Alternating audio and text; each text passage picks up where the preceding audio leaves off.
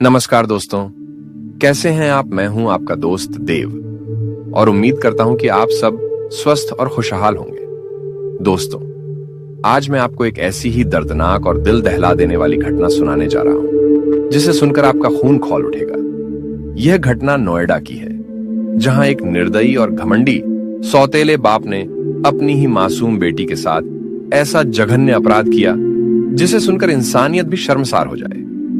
दोस्तों, आज हमारी सरकार बेटियों का समर्थन करते हुए बेटी पढ़ाओ बेटी बचाओ अभियान चला रही है। समाज का एक बड़ा हिस्सा बेटियों के हक और सम्मान के लिए खड़ा हो रहा है, लेकिन अफसोस की बात है कि अभी भी कुछ विकृत मानसिकता वाले लोग हैं जो इन प्रयासों के खिलाफ खड़े हैं। ये ऐसे लोग हैं जो बेटियों को सिर्फ एक बोझ समझते हैं और उन पर अत्याचार करने से भी नहीं चूकते। यह कहानी एक ऐसे बाप की है जिसने अपने रिश्ते की पवित्रता को पैरों तले कुचल दिया। उस बाप ने अपनी जिद और घमंड में आकर बेटी के साथ ऐसा घिनौना व्यवहार किया जो न केवल समाज को बल्कि हर पिता के रिश्ते को कलंकित कर गया। उस निर्दयी ने अपनी मासूम बेटी को पहले बांधा, फिर उस पर तेजाब डाल दिया। वो मासूम बेटी चीखती रही, तड़पती रही, लेकिन उसके बाप के दिल में जरा भी दया नहीं आई। इस घटना ने उस घर की दीवारों को गवाह बना दिया जहां इंसानियत और रिश्तों का कत्ल हुआ। दोस्तों, ऐसी घटनाएं हमें सोचने पर मजबूर कर देती हैं कि आखिर हम किस समाज का हिस्सा हैं जहां बेटियों को इस तरह यातनाएं दी जाती हैं। यह कहानी सिर्फ एक बेटी की दर्दनाक मौत की नहीं है, बल्कि उस पवित्र रिश्ते का अंत है जिसे हम बाप और बेटी के रूप में जानते हैं। इस दर्दनाक घटना का विस्तार और दिल दहला देने वाले सच आपको मेरी सहयोगी मंजू बताएंगी। वह आपको इस घटना के हर पहलू से रूबरू कराएंगे ताकि आप इस घटना की भयावहता को समझ सकें। दोस्तों, ध्यान से इस कहानी को सुनें और याद रखें, बेटियां हमारे समाज की धरोहर हैं। उनका सम्मान करना और उनकी सुरक्षा करना हमारी जिम्मेदारी है। धन्यवाद।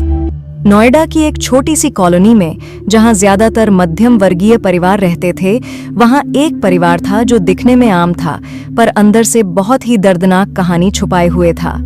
इस परिवार में सिर्फ 3 लोग रहते थे, रेखा, उसकी 16 साल की बेटी साक्षी और रेखा का दूसरा पति मनोज।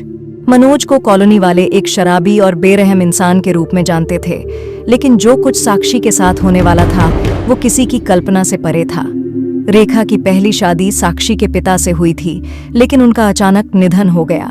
अकेलेपन और सामाजिक दबाव के चलते रेखा ने मनोज से दूसरी शादी कर ली, सोचते हुए कि शायद यह सही फैसला होगा। पर जल्द ही रेखा को एहसास हुआ कि उसने अपनी और अपनी बेटी की जिंदगी को एक ऐसे नरक में धकेल दिया था जहां से निकलने का कोई रास्ता नहीं था। मनोज का रवैया हमेशा से ही बुरा था।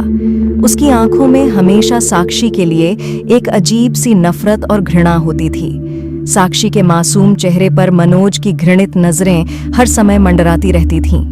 रेखा ने कई बार कोशिश की कि वो मनोज को समझा सके, लेकिन शराब और गुस्से में डूबा हुआ मनोज कुछ सुनने को तैयार नहीं था।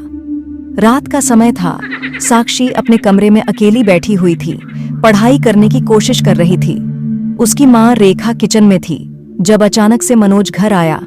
उसके कदम लड़खड़ा रहे थे और उसकी आंखें लाल हो चुकी थीं। जैसे ही वो दरवाजे के पास पहुंचा, उसने तेजी से साक्षी के कमरे का दरवाजा खोला। साक्षी चौंक गई और उसने किताबें छोड़ दी। तू क्या सोचती है, मैं तेरे बाप का नौकर हूँ? मनोज की आवाज में जहर भरा हुआ था। साक्षी घबराई हुई थी। वो जानती थी कि उसका सौतेला बाप शराब पीकर कुछ बुरा करने वाला है। रेखा भी डर के मारे बाहर निकल आई, लेकिन मनोज ने उसे धक्का देकर कमरे से बाहर निकाल दिया। उस रात जो हुआ वो हर इंसान के दिल को चीर कर रख देने वाला था। मनोज ने साक्षी को बुरी तरह से बांध दिया। उसके हाथ और पैर रस्सियों से जकड़े हुए थे। वो चिल्लाती रही, गुहार लगाती रही, लेकिन उसकी आवाज 4 दीवारी के भीतर ही दबकर रह गई। उसकी माँ रेखा दरवाजे के बाहर खड़ी होकर सिर्फ सिसकती रह गई। उसकी बेबसी और लाचारी उसके आंसुओं में साफ झलक रही थी। फिर मनोज ने एक बोतल उठाई जो उसने पहले से ही छिपा कर रखी थी। यह बोतल तेजाब से भरी हुई थी। साक्षी की आंखों में डर साफ नजर आ रहा था। उसकी धड़कन तेज हो गई थी। तूने मेरे जीवन में जहर घोल दिया है, अब मैं तुझे दिखाता हूँ कि असली जहर क्या होता है। मनोज ने क्रूरता से हंसते हुए कहा। रेखा दरवाजे पर जोर से थप्पड़ मारते हुए गुहार लगा रही थी, भगवान के लिए उसे छोड़ दो, मत करो ये सब। लेकिन मनोज के दिल में दया का एक कतरा भी नहीं बचा था। उसने धीरे धीरे वो बोतल साक्षी के ऊपर उंडेल दी। तेजाब साक्षी के शरीर को जलाने लगा। उसकी चीखें इतनी दर्दनाक थीं कि सुनने वाला पत्थर दिल इंसान भी रो पड़े। उसकी चमड़ी जल रही थी, उसकी आंखें जैसे बाहर आ गई हों। वो दर्द से तड़प रही थी, जैसे उसकी आत्मा भी उसके शरीर से अलग होने की कोशिश कर रही हो। रेखा दरवाजे पर गिरकर रोती रही। उसके हाथ पैर कांप रहे थे और वो कुछ नहीं कर पा रही थी। उसकी बच्ची उसकी आंखों के सामने जल रही थी और वो उसे बचाने के लिए कुछ भी नहीं कर पा रही थी। साक्षी की चीखें धीरे धीरे शांत हो गईं, जैसे उसकी आत्मा ने हार मान ली हो। उसकी आंखों से आंसू अब नहीं निकल रहे थे, सिर्फ एक अजीब सी खामोशी थी। मनोज ने साक्षी के जलते हुए शरीर को देखा और मुस्कुराया। उसे अपनी क्रूरता पर गर्व हो रहा था, जैसे उसने कोई बहुत बड़ा काम कर लिया हो। इस घटना के बाद रेखा जैसे जिंदा लाश बन गई। वो हर रोज उस पल को याद करती थी जब उसकी बेटी उसके सामने तड़प तड़प कर मर गई थी। कोई पड़ोसी इस दर्दनाक हादसे के बारे में कुछ कहने की हिम्मत नहीं कर पाया। लोग इस विषय पर चर्चा करने से भी डरते थे, क्योंकि मनोज का प्रभाव और उसकी बेरहमी से सब वाकिफ थे।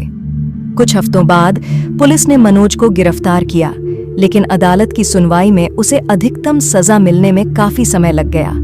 रेखा ने समाज से न्याय की गुहार लगाई, पर उसे और साक्षी को न्याय मिलने में भी कई बाधाएं खड़ी हुईं। नोएडा की उस कॉलोनी में यह दर्दनाक कहानी हर दीवार पर लिखी रह गई।